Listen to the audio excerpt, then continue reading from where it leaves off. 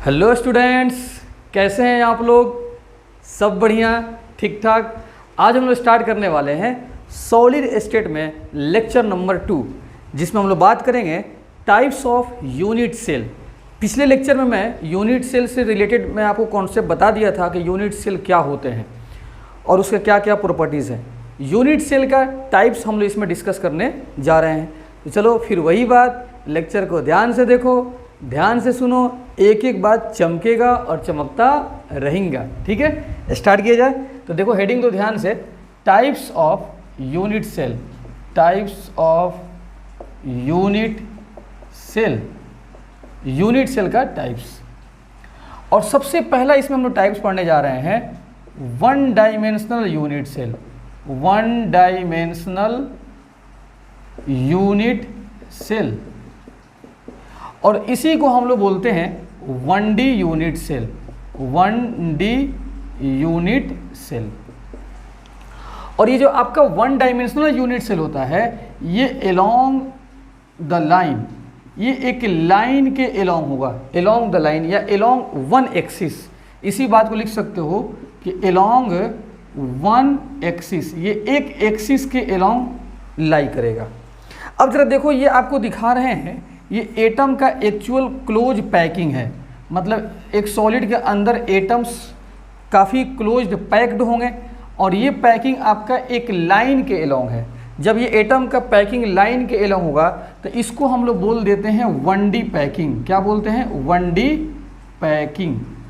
जब एटम का packing, atom का अरेंजमेंट क्लोजली पैक्ड एक लाइन के एलोंग होंगे तो उसको बोलते हैं 1D पैकिंग। अब इस 1D पैकिंग को हम लोग स्पेस लैटिस में कन्वर्ट कर देते हैं। इस स्फीयर के बदले एक पॉइंट में इसको कन्वर्ट करेंगे, इसको पॉइंट ट्रीट करेंगे, इसको पॉइंट ट्रीट करेंगे, इसको पॉइंट ट्रीट करेंगे और इसको हम लोग बोलते हैं लैटिस पॉइंट। और इस अरेंजमेंट को बोलते हैं स्पेस लैटिस। अब जरा इसमें देखना है कि टू एडजेसेंट लैटिस पॉइंट के बीच का जो डिस्टेंस है, इसको मान लीजिए ए, और इसी को हम लोग बोलते हैं, देख लो, यही 1D, ये आपका 1D पैकिंग में, 1D स्पेस लैटिस में यही यूनिट सेल आपका जो है टू एडजेसेंट लैटिस पॉइंट का जो डिस्टेंस है ये बार बार रिपीट करेगा। ठीक है, तो इसी को हम लोग बोलते हैं 1D यूनिट सेल। तो ए क्या है? ए आपका हो जाएगा distance between two adjacent atoms. इसलिए एटम्स लिख रहे हैं क्योंकि ये जो आपका एटम है और इसके बदले में पॉइंट लिख दिया गया है, तो एटम से लिख सकते हो या यहाँ पे भी लिख दो टू एडजेसेंट लैटिस पॉइंट्स। दो लगातार लैटिस पॉइंट्स के बीच का जो डिस्टेंस होगा उसको मान लेते हैं ए, और इसी डिस्टेंस को हम लोग बोलते हैं, इसी डिस्टेंस को बोलते हैं 1D unit cell, 1D unit cell.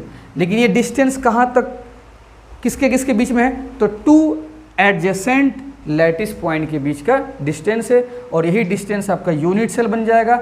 और यहाँ पर एक पॉइंट ऐड कर लीजिए कि only one parameter is required for 1D unit cell. 1D unit cell को एक्सप्लेन करने के लिए इसमें सिर्फ एक चीज़ चाहिए, जिसका नाम है डिस्टेंस चाहिए। ठीक है, तो only one parameter is required for 1D unit cell. और वो भी क्या चाहिए आपको? डिस्टेंस चाहिए। क्या चाहिए वो भी? तो ओनली वन पैरामीटर जो यहाँ पर हम लिखे हैं, इसके जगह पे क्या चाहिए? ओनली वन डिस्टेंस चाहिए। क्या चाहिए? Only one distance between two adjacent lattice point. तो दो लगातार लैटिस पॉइंट के बीच का डिस्टेंस चाहिए 1D यूनिट सेल को एक्सप्लेन करने के लिए। तो only one parameter is required, और पैरामीटर क्या चाहिए? तो only one distance between two adjacent lattice point. ये आपका 1D यूनिट सेल जो खास इंपॉर्टेंट नहीं है। अब हम लोग आते हैं 2D है। 2D यूनिट सेल क्या होते हैं, तो पहले आप इसको नोट कर लें। 1D यूनिट सेल के बाद स्टार्ट करते हैं हम लोग second 2 dimensional unit cell, 2 dimensional unit cell, 2 dimensional unit cell, जिसको हम लोग क्या बोलते हैं बता दीजिए, 2D यूनिट सेल। क्या बोलते हैं? 2D unit cell. और ये कहाँ होगा? एक लाइन के अलोंग नहीं होगा, ये होगा अलोंग द 2D प्लेन। ये 2D प्लेन के अलोंग होगा, मतलब एक प्लेन को होगा, और वो प्लेन कैसा होगा? 2 डायमेंशनल प्लेन होगा। ठीक है, अब जरा देखो, मैं एटम का एक्चुअल पैकिंग दिखाता हूँ। एक्चुअल पैकिंग मतलब क्लोजली पैक्ड एटम को मैं दिखाता हूँ डायग्राम से। ये एटम बता एक लाइन में अरेंज है कि नहीं? आपका क्या है? 1D पैकिंग है। लेकिन जैसे ही इस एटम के नीचे एटम को ऐसे हम दिखा देंगे तो ये आपका 2D पैकिंग में कन्वर्ट हो जाएगा। किस में? 2D पैकिंग में कन्वर्ट हो जाएगा। इसको सटा दो, इसको भी इधर नीचे दिखा दो, ये भी 2D पैकिंग में कन्वर्ट हो जाएगा। सब 2D पैकिंग है, क्योंकि ये एटम बता एक प्लेन पर है कि नहीं, और किस प्लेन में है? तो ये आपका मान लेते हैं ये x है और ये क्या है? आपका y है। तो ये आपका xy प्लेन में पैकिंग है, और xy जहाँ होता है तो 2D प्लेन होता है, तो ये आपका 2D पैकिंग है। ये 2D पैकिंग, तो ये एटम का 2D पैकिंग है। अब हम इसको कन्वर्ट करते हैं किसमें? लैटिस पॉइंट में। तो इसके जगह पर पॉइंट मान लीजिए, इसके जगह पे पॉइंट मान लीजिए, पॉइंट रीड कर लीजिए, पॉइंट रीड कर लीजिए, पॉइंट रीड कर लीजिए। तो हर एटम के बदले क्या मान लीजिए? पॉइंट रीड कर लीजिए। उन्हीं पॉइंट को हम लोग क्या बोलते हैं? Lattice point. लैटिस पॉइंट, तो ये आपका हो जाएगा 2D space lattice. 2D space lattice, तो ये आपका 2D स्पेस लैटिस हो गया। अब इसके अंदर देखते हैं यूनिट सेल। तो मान लेते हैं ये आपका छोटा सा फिगर यहाँ पर कंसीडर कर लो। ये फिगर बार बार इस पूरे 2D स्पेस लैटिस में रिपीट करेगा, तो इसी का हम लोग नाम देते हैं 2D unit cell. 2D unit cell.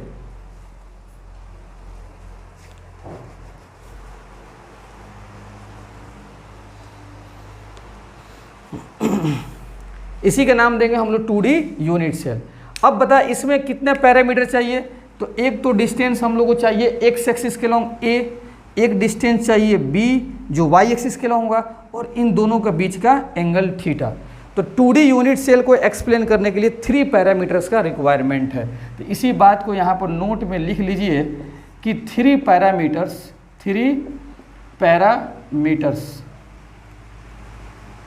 और 3 पैरामीटर्स में क्या है? तो 2 डिस्टेंस है, 2 डिस्टेंस है। ठीक है, along X axis and Y axis. 2 distance है along X axis and Y axis, and 1 angle, और एक एंगल है, 1 angle between A and B। तो इसमें कितना पैरामीटर चाहिए? 3 पैरामीटर्स चाहिए 2D में। 3 में से क्या है? 2 डिस्टेंस है A and B, 2 distance A और B। A कहाँ है? एक्स एक्सिस के लॉन्ग, B कहाँ है? वाई एक्सिस के लॉन्ग, और फिर इस दोनों के बीच का एंगल थीटा चाहिए। ठीक है, तो 3 पैरामीटर्स, ब्रैकेट 3 पैरामीटर्स के बाद में ब्रैकेट लगाकर लिख दीजिए 3 parameters are required. 3 parameters are required for 2D unit cell. 2D unit cell. ठीक है, तो आप इसको नोट कर लें। लेकिन एक बात और देख लें कि 2D यूनिट सेल में 3 पैरामीटर्स A, B और थीटा, इन तीनों पर अलग अलग कंडीशन हम लोग लगाएंगे तो types of 2D unit cell मिलेगा, जो हम आगे बताने जा रहे हैं। पहले आप इतना छाप लीजिए।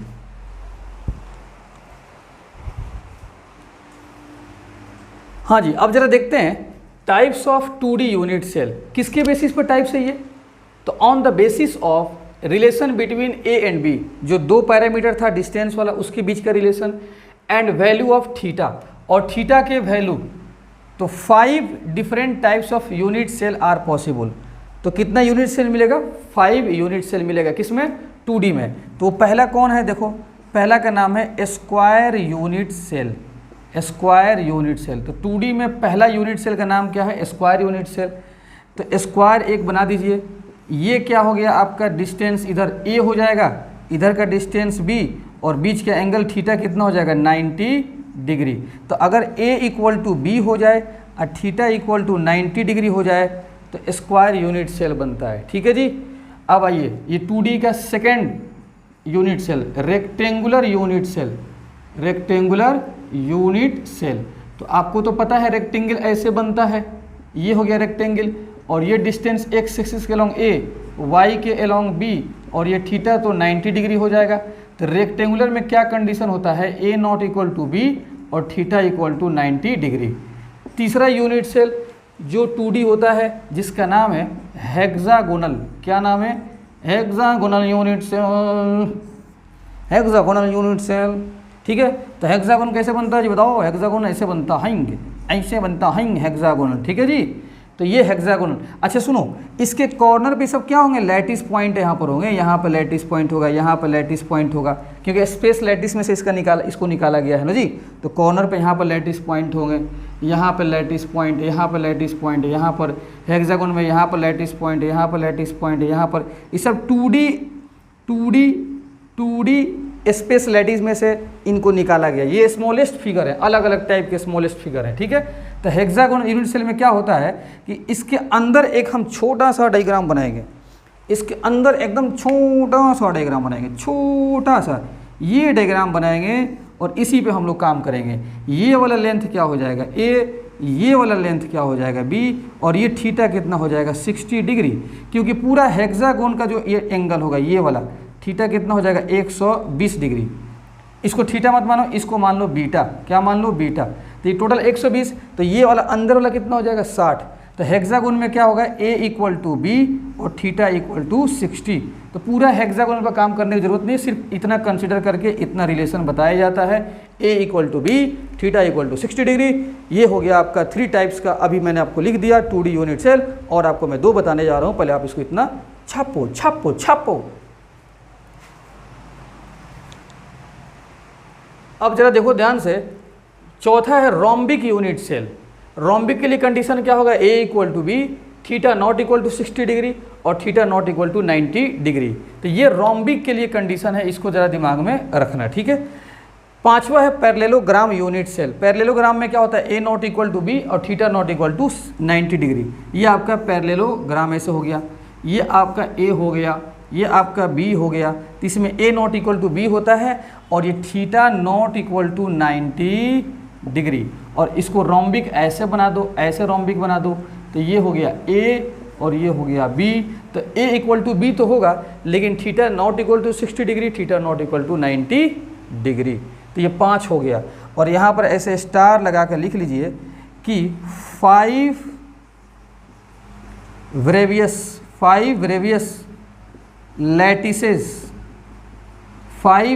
lattices are possible in 2D मतलब 2D के अंदर 5 यूनिट सेल पॉसिबल है। तो जो साइंटिस्ट बताया था उसका नाम था ब्रेवियस। तो 5 various lattices are possible in 2D के अंदर कितना 5 पॉसिबल है, ठीक है। आपको आ गया होगा समझ में, इसको आराम से नोट कर लो। अब चलते हैं हम लोग 3D यूनिट सेल में।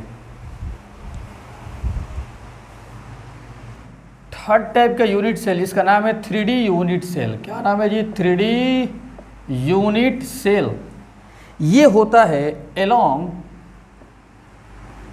along the 3D plane, 3D plane. तो ये 3D प्लेन के अंदर होता है, ठीक है। अब जरा देखो इसका कैसे पैकिंग होता है एटम का।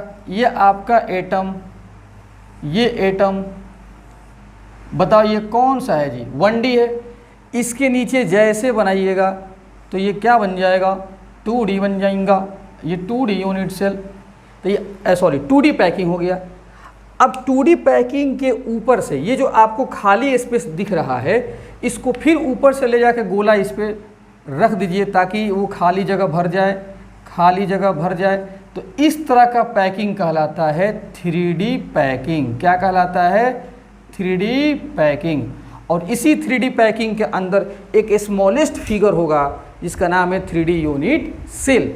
तो उसको हम यहाँ पे बना के दिखाते हैं। ये हो गया आपका 3D unit cell, 3D unit cell. ये हो गया आपका 3D यूनिट सेल। और यहाँ पर हम लिख देते हैं ये क्या हो गया, जनरल 3D यूनिट सेल, ये जनरल। कुछ बच्चे क्या बोलेंगे सर ये क्यूब है, नहीं ये 3D पिक्चर है, बस इतना हम बताना चाह रहे हैं। अब क्यूब है कि क्या है बाद में देखा जाएगा, बस इतना समझ लो ये 3D पिक्चर, इसीलिए हम लिख दिए जनरल 3D यूनिट सेल। और यही 3D टाइप का स्ट्रक्चर इस पूरे 3D पैकिंग में रिपीट करेगा, ठीक है। अब जरा देखो ध्यान से, इसमें 3 डिस्टेंस होंगे। एक तो ये आपका A इधर हो जाएगा, ये आपका B हो जाएगा, और इधर क्या हो जाएगा C। ये x एक्सिस के लॉन्ग, ये y एक्सिस के लॉन्ग, और ये z एक्सिस के लॉन्ग। 3 एक्सिस इसमें है कि नहीं है। और इसमें 3 एंगल्स होंगे, कितना 3 एंगल्स होंगे। ये हो जाएगा आपका अल्फ़ा, ये वाला एंगल क्या हो जाएगा बीटा, ये वाला एंगल क्या हो जाएगा गामा। तो इसमें क्या है A B C जो है ये 3, ये क्या है बताओ, ये इतना समझ लो कि ये एज लेंथ है, edge length of 3D unit cell. तो 3D यूनिट सेल के ये क्या है एज लेंथ है, किनारा है, देखो ABC एज लेंथ। और अल्फा बीटा गामा क्या है, ये आपका इंटरफेसियल एंगल्स इसको बोलते हैं। तो 3 एंगल्स हैं और 3 एज लेंथ है। इसीलिए हम लोग यहाँ पर नोट में लिख सकते हैं कि 6 पैरामीटर्स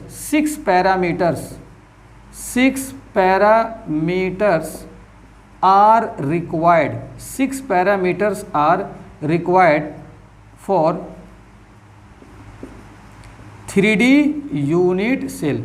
तो 3D यूनिट सेल के लिए कितना पैरामीटर्स चाहिए 6, और इस 6 में से 3 एज लेंथ है और 3 एंगल्स है, ये आपको पता चल गया। 3 एज लेंथ है और 3 एंगल्स है, तो 6 पैरामीटर्स रिक्वायर्ड है, ठीक है। अब ये 6 पैरामीटर के बेसिस पर 3D यूनिट सेल का टाइप्स आपके सामने आने वाला है, बहुत जल्दी आने वाला है, पहले आप इसको नोट करो।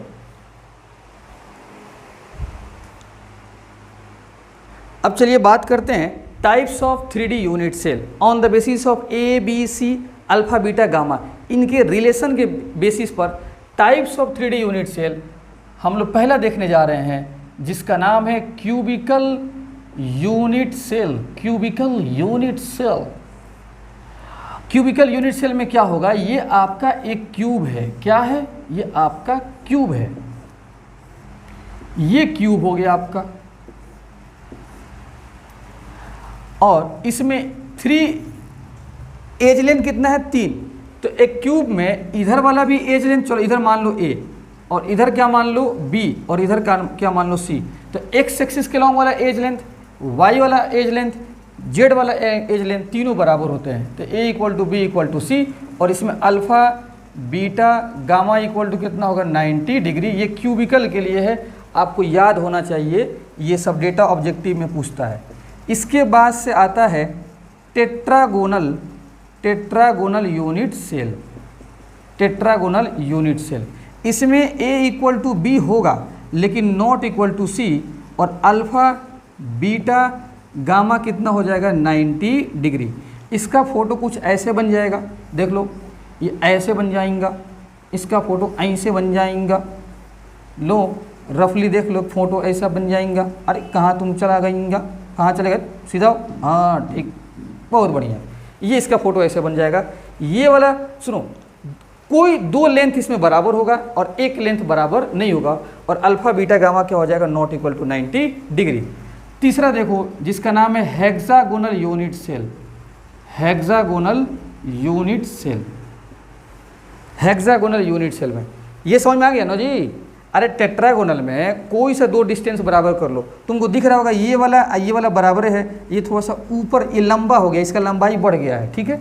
लंबाई हॉर्लिक्स पीते पीते लंबाई इसका बढ़ गया है, इसलिए ये बराबर नहीं होगा इन दोनों का। तो इसलिए A बराबर B कर दिए, not equal to C, alpha beta gamma तो तीनों एंगल तो 90 ये होगा। हेक्सागोनल में क्या होगा, इसको ज़रा चमका लो, ये चमकाइए जल्दी। ये एक आपका हेक्सागोन ऊपर हम बना दिए, एक हेक्सागोन नीचे बना दिए,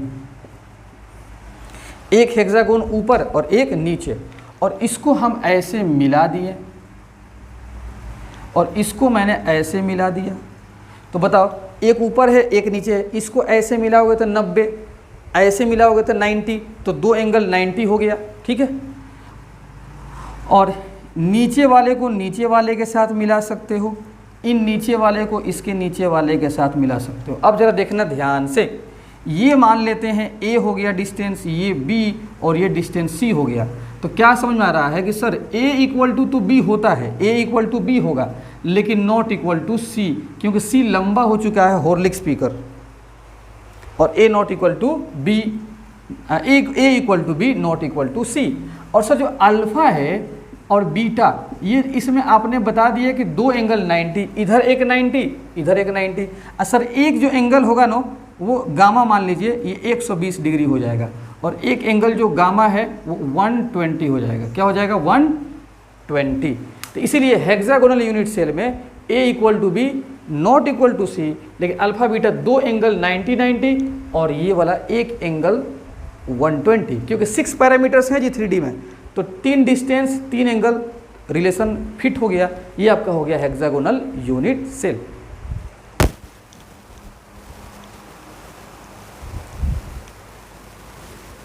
अब चलिए देखिए जजमान आप लोग, ये देखो ऑर्थोरॉम्बिक यूनिट सेल 3D का चौथा टाइप। ऑर्थोरॉम्बिक में क्या होता है, A B C तीनों इक्वल नहीं होता है, और एंगल की जहाँ तक बात है अल्फा बीटा गामा क्या होता है 90 डिग्री। सर इसका फिगर आप नहीं बताएं। देखो ये 3D पिक्चर है, इसको बनाना बहुत मुश्किल है, जहाँ तक है बनाना उतना हम बना के आपको समझा दे रहे हैं, लेकिन ऑर्थोरॉम्बिक बनाना बहुत मुश्किल है। तो अगर आपको ज़्यादा शौक है इसका फ़ोटो देखने का तो NCERT बुक में जाना और वहाँ पर देखना ऑर्थोरॉम्बिक का जितने भी 7 यूनिट सेल हैं 3D में, सबका फ़ोटो 3D डायग्राम बहुत बेहतरीन बनाया है, वहाँ से जाकर देख लेना। लेकिन बोर्ड पे बनाना बहुत मुश्किल है। ऑर्थोरॉम्बिक यूनिट सेल NCERT में जाकर देख लेना। ऐसे रोम्बोहेड्रल यूनिट सेल, रोम्बोहेड्रल को हम लोग बोलते हैं डिस्टॉर्टेड क्यूब। आपने तो क्यूब देख लिया है, क्यूब आपने देख लिया है, अब ये तुम्हारा हो जाता है रोम्बोहेड्रल। क्या हो जाएगा? रोम्बोहेड्रल। क्यों कि एक क्यूब है, इस क्यूब पर फोर्स लगा के इसको तिरछा कर दो, जैसे तिरछा करोगे तो ये बन जाएगा डिस्टॉर्टेड क्यूब, और इसी को बोलते हैं रोम्बोहेड्रल। तो ये क्यूब है, इस क्यूब को धक्का दे के ऐसे घुमा दिया गया है, तो यही रोम्बोहेड्रल है, इसी का नाम है डिस्टॉर्टेड क्यूब। और बताओ जब एक क्यूब में देखोगे तो तीनों एज लेंथ बराबर थे, तो इसको धक्का दे के झुकाओगे तब भी एज लेंथ क्या हो जाएगा? इक्वल रहेंगे। तो A B C क्या हो जाएंगे? इक्वल। और अल्फा बीटा गामा इक्वल था क्यूब में 90 के बराबर, तो अल्फा बीटा गामा इक्वल होगा, लेकिन अब 90 के बराबर नहीं होगा, क्योंकि देखो ये एंगल 90 से चेंज कर गया, अलग एंगल यहाँ पर आ जाएगा। ठीक है, तो रोम्बोहेड्रल में क्या होता है, डिस्टॉर्टेड क्यूब में तीनों एज लेंथ बराबर होगा और अल्फा बीटा गामा 90 के बराबर नहीं होगा, लेकिन ये तीनों एंगल बराबर होगा। अब आते हैं मोनोक्लिनिक, इसका भी आपको NCERT से डायग्राम देख लेना है, लेकिन रिलेशन आपको याद होना चाहिए, ये ऑब्जेक्टिव में पूछे जाते हैं। A not equal to B not equal to C, alpha बराबर बीटा बराबर गामा, लेकिन सॉरी अल्फा बराबर बीटा 90 के बराबर होगा, लेकिन गामा 90 के बराबर नहीं होगा। ट्राइक्लिनिक में क्या होगा, तीनों एज लेंथ बराबर नहीं होगा और तीनों एंगल भी बराबर नहीं होगा और 90 के बराबर नहीं होगा। तो जब ऐसा यूनिट सेल जिसमें जितने भी कंडीशन है सब में not equal not equal not equal not equal लग जाए, सब में नॉट इक्वल का साइन लग जाए, तो वो यूनिट सेल कहलाता है most unsymmetrical, most unsymmetrical unit cell. तो तुम देखना 7 यूनिट सेल है, 7 में से ये 7वां जो है सब में not not not not not not not not का साइन लगाया गया है, इसीलिए क्या हो गया, मोस्ट अनसिमेट्रिकल बन गया। लेकिन ऊपर देखो कुछ में नॉट है तो कुछ में इक्वल है, तो ये मोस्ट अनसिमेट्रिकल नहीं है। तो इन 7 का आपको कंडीशंस जो है A B C alpha beta gamma में याद होना चाहिए, और डायरेक्ट ऑब्जेक्टिव में क्वेश्चंस पूछे जाते हैं, आप इसको छाप लीजिए। देखते हैं, फिर मैं हेडिंग देने जा रहा हूं types of 3D unit cell, types of 3D unit cell, 3D unit cell का टाइप्स, लेकिन किसके बेसिस पर? तो इसमें हम लोग बात करने जाएंगे ऑन द बेसिस ऑफ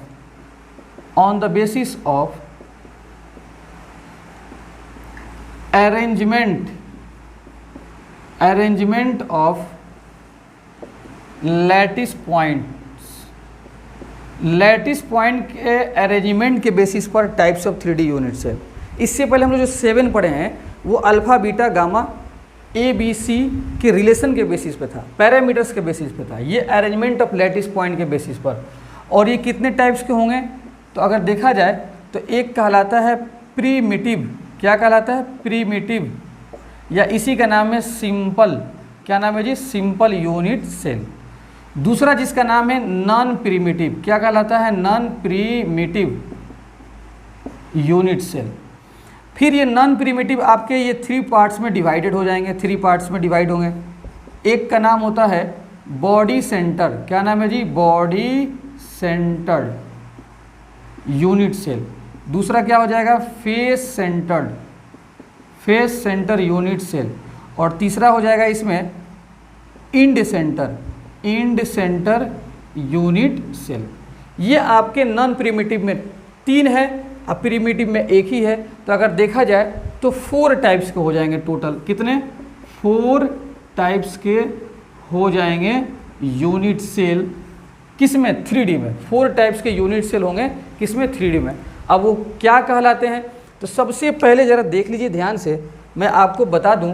सबसे पहले फर्स्ट जिसका नाम है प्रीमिटिव, क्या नाम है, प्रीमिटिव, या इसी का नाम है simple unit cell. Simple unit cell किसमें, 3D की बात कर रहे हैं। इसमें क्या होगा कि एक हम बनाते हैं, चलो मान लेते हैं ये आपका एक जनरल आपका 3D पिक्चर है, क्या है, जनरल 3D पिक्चर। क्यूब नहीं बोल रहे हैं हम इसको, बस हम इसको बोल रहे हैं 3D बताना चाह रहा है ये फोटो। इसमें क्या होगा कि लैटिस पॉइंट सिर्फ कहाँ पर रहेंगे, कॉर्नर पर। कहाँ पर रहेंगे, कॉर्नर पर, मतलब एटम्स कहाँ पे प्रेजेंट रहेंगे, कॉर्नर पर। जहाँ लैटिस पॉइंट होगा इसका मतलब कि वहाँ पे एटम था, उसको पॉइंट मान लिया गया है। तो अगर यूनिट सेल के अंदर सिर्फ कॉर्नर्स पर एटम मौजूद रहेंगे, उसको बोला जाता है प्रीमिटिव। मतलब atoms are only at all corners. अगर सिर्फ और सिर्फ कॉर्नर्स पर एटम रहेंगे तो उसको बोला जाएगा प्रीमिटिव। कॉर्नर्स के साथ साथ कहीं और एटम्स रहेंगे, उसको बोला जाएगा नॉन प्रीमिटिव। क्या बोला जाएगा, नॉन प्रीमिटिव। तो इसको आप इतना छाप लीजिए। अब जरा देखते हैं ध्यान से, सेकेंड जो इसमें है जिसका नाम है body centred, body centred unit cell. Body centred भी लिख सकते हो यूनिट सेल। ये आपका नॉन प्रीमिटिव में आता है, किस में आता है, नॉन प्रीमिटिव में। क्यों नॉन प्रीमिटिव में आएगा, जरा देख लो ध्यान से। ये आपका क्या है, एक 3D पिक्चर हम बना रहे हैं, 3D पिक्चर हम बना रहे हैं। ये पिक्चर वो पिक्चर नहीं है, कौन सा सर, आई एम धासु, मूवी का नाम क्या है, आई एम धासु, वो पिक्चर नहीं है। ये पिक्चर कौन सा है, 3D पिक्चर है। बात आई समझ में। और सुनो ध्यान से, इसमें एटम्स कहाँ रहेंगे, कॉर्नर्स पे तो रहेंगे ही, लैटिस पॉइंट कॉर्नर पर रहेगा ही। जब कॉर्नर पर अगर रहेगा तो ये सिर्फ बन जाएगा प्रीमिटिव, लेकिन कॉर्नर के अलावा कहीं और आ जाएगा तो बन जाएगा नॉन प्रीमिटिव। और कहीं और के अलावा कहीं और में अगर बॉडी के सेंटर पे आ गया, मान लेते हैं एक कमरा, एक रूम है और रूम के बीच में एटम आ गया, तो ये नॉन प्रीमिटिव है। और नॉन प्रीमिटिव में क्या है, बॉडी सेंटर्ड यूनिट सेल। ठीक है, तो आप इसको बोल सकते हो, क्या बोल सकते हो, इसको बोल सकते हो कि atoms are at all corners. Atom तो कॉर्नर्स पर रहेंगे, प्लस बॉडी सेंटर, बॉडी के सेंटर पर। और सेंटर तो एक ही होता है तो एटम भी एक ही जाएगा। ठीक है, चलिए तीसरा देखिए जिसका नाम है face centred unit cell. Face centred unit cell, ये भी नॉन प्रीमिटिव, मतलब एटम्स तो कॉर्नर पर रहेंगे और उसके अलावा कहीं और रहेंगे। अब कहीं और कहाँ रहेंगे, तो फेस के सेंटर पर रहेंगे। ठीक है, तो देखो ध्यान से, ये आपका एक 3D पिक्चर हो गया। 3D पिक्चर क्या है जी, 3D पिक्चर। और ज़रा देखो ध्यान से, एटम्स कहाँ रहेंगे, कॉर्नर पे जाएंगे। अगर तुम सिर्फ कॉर्नर पर लैटिस पॉइंट मतलब एटम को रखोगे तो ये सिंपल बन गया, प्रीमिटिव बन गया। अब कहीं और रखोगे इसके साथ साथ तो नॉन प्रीमिटिव। अब कहीं और में अगर इसके फेस के सेंटर पर रखोगे, जितने भी फेस आपको दिख रहा है, फेस के सेंटर पर पीछे भी तो फेस है, पीछे आगे भी तो फेस है, तो आगे वाला भी फेस के सेंटर पर जितने भी फेसेस हैं सबके सेंटर पर, तो ये नॉन प्रिमिटिव है, साथ साथ ये कहलाता है फेस सेंटर यूनिट सेल। मतलब atoms eight all corners plus all face centres. तो एटम्स जितने भी कॉर्नर्स है वहाँ पर भी है और साथ साथ फेस के सेंटर्स पर भी मौजूद है। आप इसको नोट कर लें।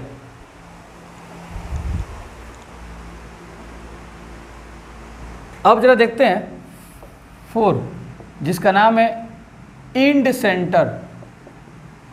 Centred unit cell.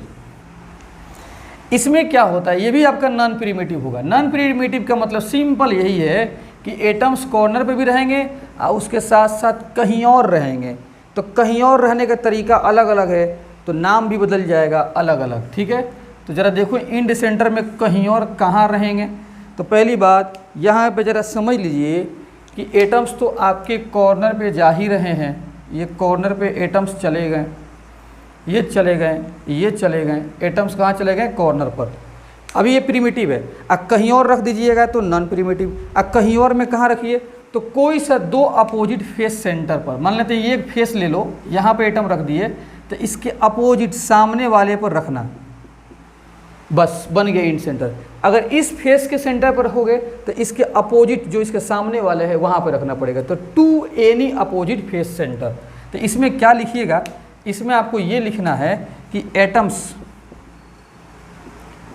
Are at all face centres plus any two opposite face centres. कोई सा 2 अपोजिट फेस का सेंटर ले लीजिए, वहाँ पे एटम को आप आसानी से रख दीजिए। ठीक है, बात आगे समझ में। तो ये हो गया आपका इंड सेंटर यूनिट सेल। इसको आप छाप लीजिए। यही था आपका types of 3D unit cell on the basis of arrangement of lattice point या एटम्स। छापो, जल्दी छापो। अब जरा देखो ध्यान से, types of 3D unit cell पढ़ने के बाद on the basis of parameters, on the basis of arrangement of lattice point, तो एक बात हम लोग पढ़ने जा रहे हैं, इसको आप स्टार लगाकर अपने कॉपी में लिख लीजिएगा। यहाँ पे मैं लिखा हूँ types of 3D unit cell parameter के बेसिस वाला, या इसी को दूसरे लैंग्वेज में बोला जा सकता है types of crystal system. Crystal का मतलब कि सॉलिड के अंदर कितने सिस्टम बन सकते हैं 3D के अंदर, तो क्यूबिक, टेट्रागोनल, ऑर्थोरम्बिक, आप पढ़े ना जी, ऑर्थोगोनल 7 को पढ़े हैं। तो types of 3D unit cell या इसी को type of crystal system in 3D, किसके अंदर, 3D के अंदर। तो क्रिस्टल सिस्टम का मतलब कि सॉलिड के अंदर कौन कौन से आपके यूनिट सेल कितने तरीके से बन सकते हैं। तो 7 को हम पढ़ा दिए हैं, cubical, tetragonal, orthogonal, hexagonal, rhombohedral, monoclinic, triclinic. अब आपको हम अरेंजमेंट के बेसिस पे 4 हम बताए हैं। कौन कौन सा, primitive, face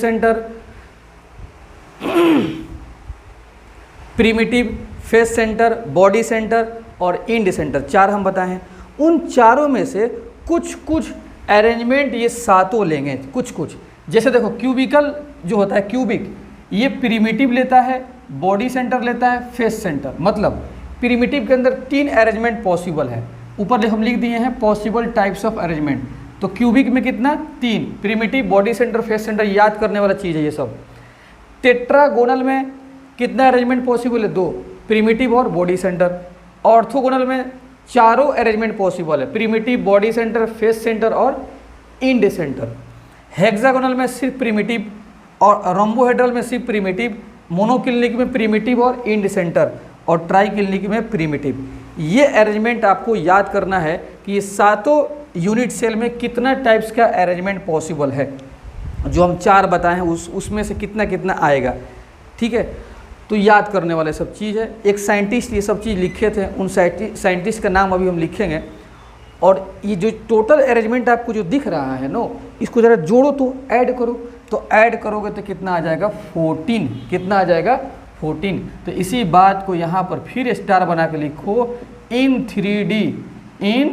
3D total 14 arrangement, total 14 arrangements are possible,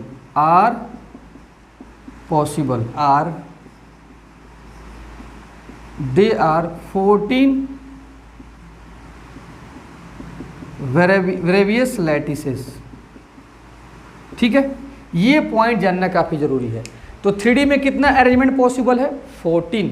तो टोटल 14 अरेंजमेंट्स आर पॉसिबल, और उसी को हम लोग बोलते हैं 14 वेरियस लैटिसेस। क्या बोलते हैं? 14 वेरियस लैटिसेस। माने ये सब जो थेथरोलॉजी वाला काम किए थे उनका नाम है, हमारे महान हस्ती ब्रेवियस साइंटिस्ट हैं, वही सब जोड़े थे। आप बोले थे कि 3D में 14 अरेंजमेंट पॉसिबल है। अब कैसे जोड़े थे हम बता दिए हैं। ठीक है, तो अगर कोई पूछे कि 3D में कितना वेरियस लैटिस पॉसिबल है, तो 14 वेरियस लैटिसेस पॉसिबल होता है। इन बातों को आप अच्छे से नोट कर लें।